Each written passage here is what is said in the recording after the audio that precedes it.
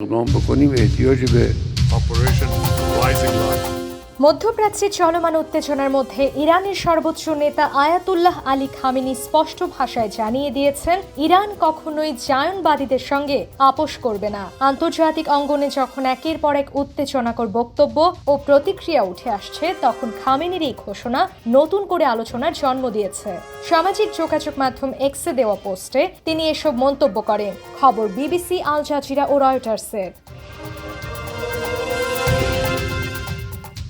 এক্সে দেওয়া এক পোস্টে খামেনি লেখেন, আমরা জায়নবাদীদের প্রতি কোনো দয়া দেখাবো না। আরেক পোস্টে তিনি লিখেছেন, যুদ্ধ শুরু হলো। এই বক্তব্যগুলো তার একাধিক ভাষায় পরিচালিত অফিসিয়াল এক্স অ্যাকাউন্ট থেকে প্রকাশ করা হয়। পশ্চিমা বিশ্বে এসব বার্তা গুরুত্বপূর্ণ প্রতিক্রিয়া তৈরি করেছে, বিশেষ করে যুক্তরাষ্ট্রের অভ্যন্তরে।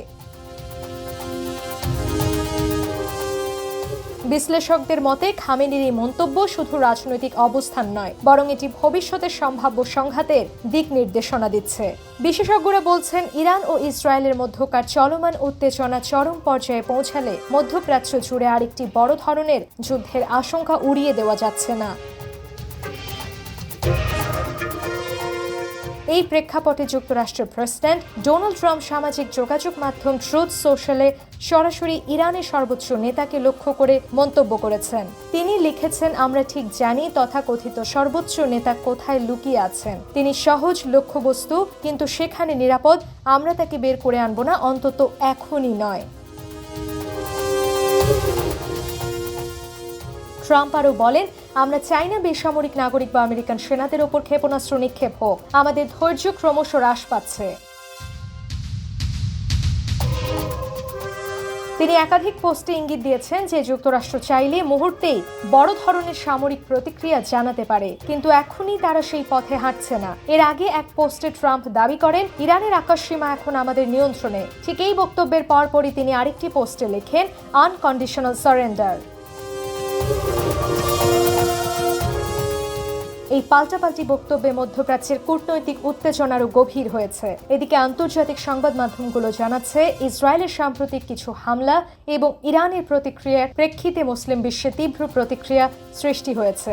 একাধিক মুসলিম দেশ ইসরায়েলের আগ্রাসনের নিন্দা জানিয়ে ইরানের পাশে থাকার ঘোষণা দিয়েছে।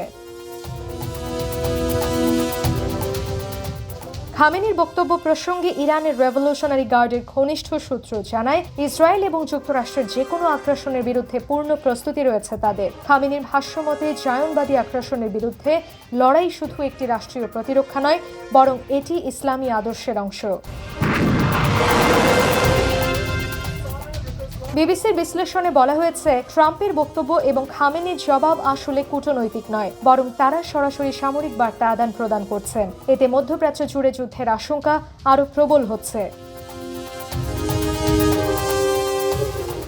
বিশেষ করে গাজা ও রাফাহ অঞ্চলে চলমান সংঘর্ষ, লেবাননে হিজবুল্লাহর সক্রিয়তা এবং সিরিয়ায় ইরানি ঘাঁটিতে সরাসরি ইসরায়েলি হামলার প্রেক্ষাপটে ইরান এবার সরাসরি জবাব দেওয়ার নীতিতে চলে এসেছে বলে মনে করছেন পর্যবেক্ষকরা।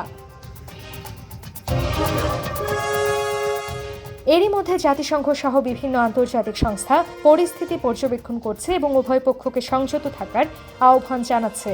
তবে পরিস্থিতি যেদিকে গড়াচ্ছে, তাতে করে বড় ধরনের সংঘাত এড়ানো কঠিন হয়ে পড়ছে বলে আন্তর্জাতিক নিরাপত্তা বিশ্লেষকরা সতর্ক করছেন।